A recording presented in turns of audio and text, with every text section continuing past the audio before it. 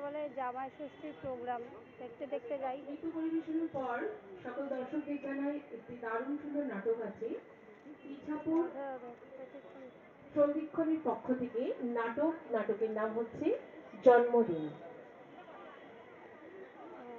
Programme হচ্ছে, দারুণ তো প্রোগ্রামটা করেছে। থাক, অপূর্ব।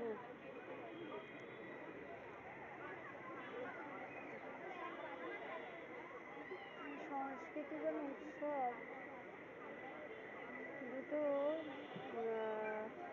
পপি পুতুলগুলো কিনলে কিরকম হয়? পপি পুতুলগুলো, হরে কৃষ্ণ।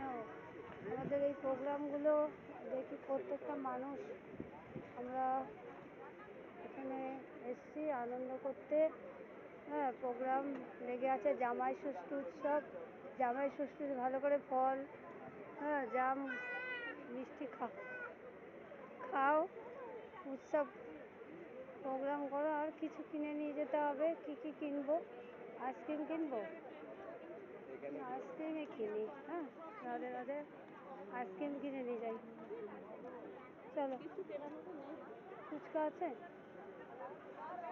ফুচকা রাখে না? রাধে রাধে, আজকের মতো এখানেই থাক।